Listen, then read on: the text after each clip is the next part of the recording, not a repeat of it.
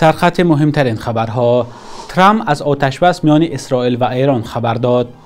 حمله ایران به پایگاه‌های آمریکا در قطر و عراق و کمیته تفتیشاتی روسیه پرونده حمله به کراکوس را به دادستان فرستاده است.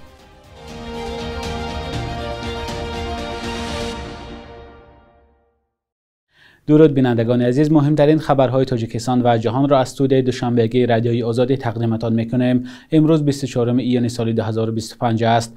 برنامه را از آخرین خبرهای مهم در خاورمیانه آغاز میکنیم. رئیس جمهوری آمریکا اعلام کرد که اسرائیل و ایران با برقرار کردن یک آتشبس کامل و پر توافق کردند.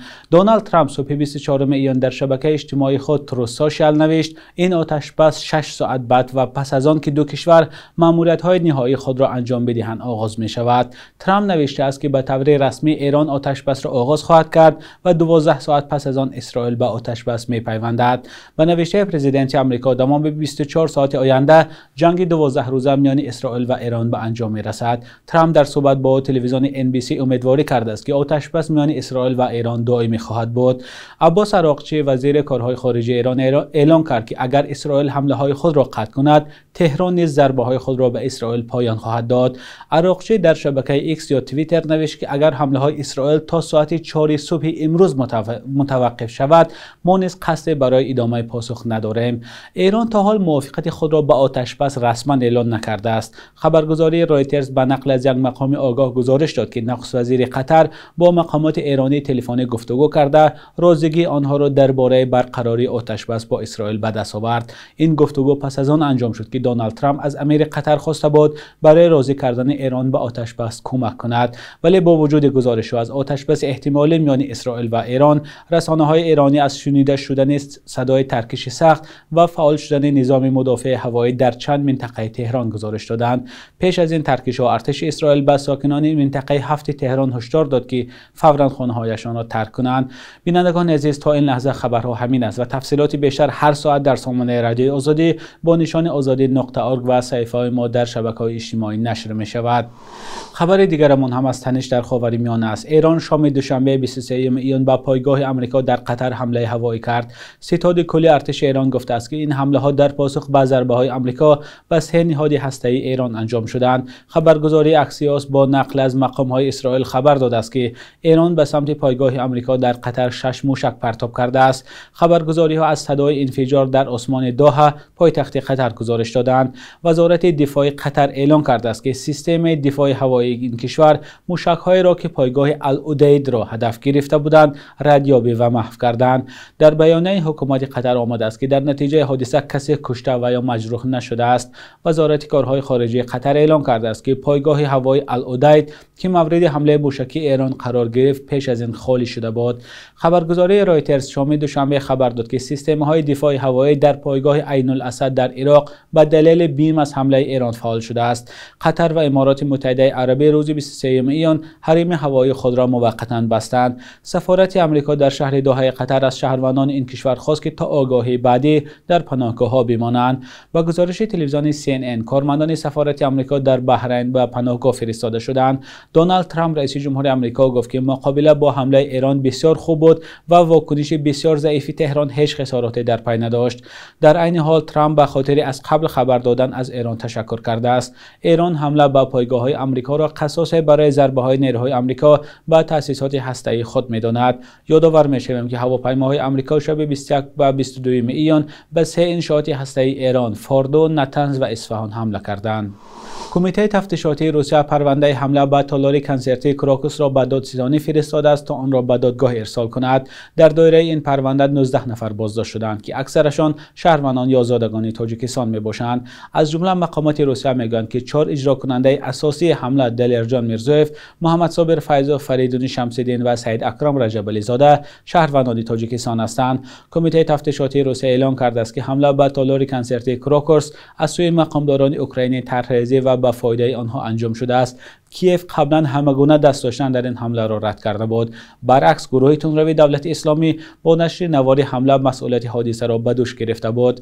کمیته تفتیشاتی روسیه میگوید که تفتیشات علیه 2 تشکیل کننده این حمله و 4 شرکت‌دار احتمالی آن ادامه خواهد کرد. این افراد تحت تعقیب بوده ولی نامشان افشا نمی شود. پایان ماه اپریل مقامات حفظ قانونی روسیه گفته بودند که پرونده گمانبران حمله به کروکر سیتی هال را ماه ایون به دادگاه خواهند فرستاد.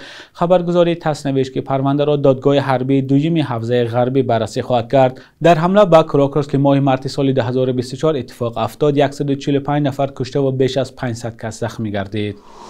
یک زن تاجیک میگوید که 2 سال پیش از روسیه اخراج شد و در این مدت شوهرش اجازه نمیدهد که کودکانش با او تماس گیرند. شوهر و کودکان این زن در روسیه ماندند. شوهرش میگوید به تماس کودکان با مادر ضد نیست ولی به تاجیکستان بردن آنها را مقامات روسیه اجازه نداده است. ادامه موضوع در گزارش همکارانم علیشیر ظریفی و امیر عیسایف.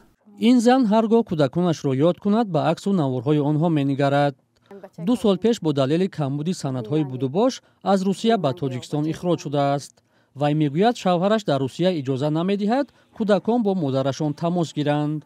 فرزندم میگه ما را غم میتیه، ما را میزنه بسیار در پرایی رو ما میزنه. بچه دیگه بسیار غم میتیه. میگه بچه کلون ایه پیرس آمدگیش اوچای چینه میگه مرا میزنه بسیار. من میخوام که فرزندو در وی خدم باشن که خودم نگاهشان کنم. من نمیخواستم زندگی من جزیر شوم. من یگانجا مراجعت نکردم به خاطر زندگی خرسندی قطعی سیمو کانیکول در روی که بیایم. نه تلفن ما جواب میتیه نه وای میکنه نه پول روی میکنه. من میگم پول روی نکه درکار نیست. هم فرزنده را نگاه داری بس یه بارک من پرس ایتا همیتا 1 سال 2 ماشین نه بس صحبت تلفنی داریم و نه وای قطعی نه پول روی میکنه وپشه گودکا قطعی هم وای نمیمونه که ما گازل وکه خینه ده فرزند جیده بودن خینه برای مادر خینه به حد. در بیشتر از 9 سال مهاجرت مهنتی سوریا با مشکلی‌های گوناگون روبرو شده است ولی این بار جدایی طولانی از فرزندان را با سختی تحمل میکند. فکر میکند چنین وضع برای فرزندانش هم آسان نیست.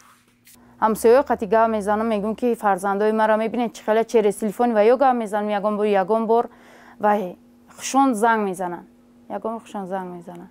بچه کلونیم زنگ زد که اوچه ما بالینسا دایم خیلی ما اپیراسا شدم اپینسینش 3 جا کافیدگی بعد گفت ما بالینسا دایم خیلی برای موزیق نشه شوم ایزو نکشیده 4 اینا گودکی 13 ساله را برده کار دموندگی ادیج دا اوفتا کار کدیسه. سوریا همراه شوهرش در شهر کراسنویارسک زندگی میکرد. شوهرش میگوید با تماس کودکان با مادر ضد نیست ولی به تاجیکستان بردن آنها را مقامات روسیه اجازه نداده است زیرا خود شهروندی روسیه را دارد و کودکان در این کشور به دنیا آمدند. حسابی همین سود میان میبینن جای خوبش و خود افرادش و سر دهنش و در مکتبم میبیننش پیش قدم خوندنش و همش زبان روسی میخونن جاکر 100% یا در حسابی همین نظارت همین سوتنه نگهش رو میدن. اگر یا را گشنه میموندم لیج میموندم لد میکم قین میکم ایدست میگفتن صغیر خونهش رو میبردن. این مرد که در گذشته با همسرش همدیگر فهمی نداشتند برای دیگر باره سرجم شدن خانواده بعضی شرط‌های دارد. حالی هم ای خوش بگرده گپی بحفیش بس کنه در خونه بشینه خیلی چی کنه این بچه ها 14 ساله شن بیان پاسپورت بگیرن بر زوله نبرسن را یعچش و هوی کنن چی کنن من زن هوی کنم ندارم منم نگهش منم الحمدلله. سوریا میگوید بعد این همه دیگر نیتی زندگی با محمد نعیم را ندارد. یگانه خواهش او به تاجیکستان آوردن فرزندان و همراه با آنها زیستن است. یک حقوقشناس مقیم روسیه که برای پیش نآمدن مشکل در کارش نخواست نامش ذکر شود بر رادیوی آزادی گفت این زن بر اساس قانونگذاری‌های روسیه میتواند کودکان را به تاجیکستان بیارد یا خود شوهرش نیز بدون هیچ مشکلی حقوقی چنین کارو کرده میتواند. وی تاکید نمود که در چنین بحث‌ها برتری به آن داده می‌شود که کودکان از مادر جدا نمانند. هر سال صدها هزار کارجوی تاجیک برای دریافت جای کار مناسب به روسیه می‌روند و درباره تاثیر این روند به حیات و زندگی کودکان جدایی آنها از پدر یا مادر در گذشته نیز نگرانی‌ها وجود داشت. سوریا عارفова بعد از سالها در مهاجرت مهنتی حالا به چنین خلاصه آمده است. زنها به می تاجیکستان بیان چیکران چه مامو مهاجرتی که ما را به شتا میزنن مادرای تاجیک قضیه مصر و میکنن حساب نمیکنن مردم روسیه به همون خاطر من میخوام که بر بگردن در وطن کارخانه بسیار شوه کار کنن عذاب نکشن تا که کودکا از پدر و مادر بی وای نمونن بی سرپرست نمونن.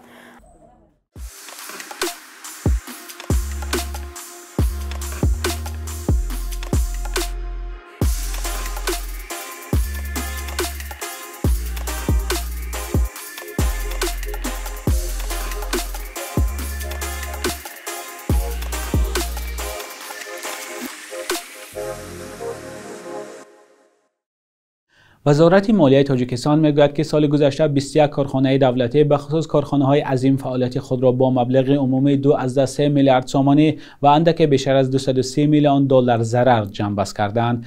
در این میان شرکت برق تاجیک در مقام اول است که 1 میلیارد و 700 میلیون سامانی نه فایده بلکه زیان دیده است. یکی از بزرگترین کارخانه‌های صنعتی تاجیکستان یعنی شرکت آلومینی تاجیک هم فعالیت خویش را در سال 2024 با اندک بیشتر از 180 میلیون سامانی ضرر اقتصادی جنبش کرده است.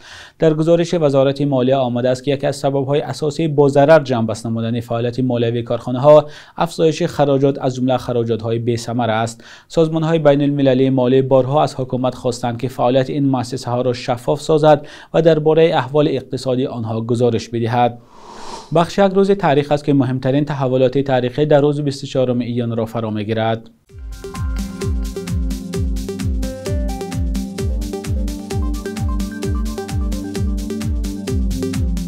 24 июни соли 2009 дар шаҳри Душанбе 10 нафар аз ҷумла эшони Сироҷиддин ё Сироҷиддин Абдурахмонов бо иттиҳоми узвият дар созмони мамнӯи Салафия боздошт шуданд. ӯ баъди 4 сол ба озодӣ баромад, вале оғози соли 2021 бо айни ҳамин иттиҳом ба 5.5 соли зиндон маҳкум гардид. Салафия дар Тоҷикистон як созмони мамнӯъ ва ифротӣ шинохта шудааст. 24 майи соли 2020 дар авҷи пандемияи коронавирус Ҷурабек Назрӣ, овозхон ва муҳаққиқи осори классикӣ дар 73 солагӣ даргузашт. ӯ солиёни зиёд раҳбарии пажӯҳишгоҳи дастхатҳои Академияи илмҳои Тоҷикистонро ба ӯҳда дошт. 24 июни соли 1949 забоншиноси тоҷик Додхудо Саймуддинов таваллуд шудааст. собиқ раиси кумитаи забон ва истилоҳоти Тоҷикистон 67 сол умр дид ва солҳои охири умраш қоидаҳои имлои нави забони тоҷикиро таҳия кард. ҳарчанд ин имло баҳси зиёде эҷод кардааст, заҳматҳои Саймуддиновро дар рушди забони тоҷикӣ муҳим арзёбӣ мекунанд. صبح امروز در بانک تجارتی تاجیکستان 1000 روبل روسیه به 124 سامانی برابر از 100 دلار آمریکایی باشد تا 988 سامانی ارزش دارد. قرب رسمی بانک ملی تاجیکستان برای امروز 24 ایان چنین تعیین شده است.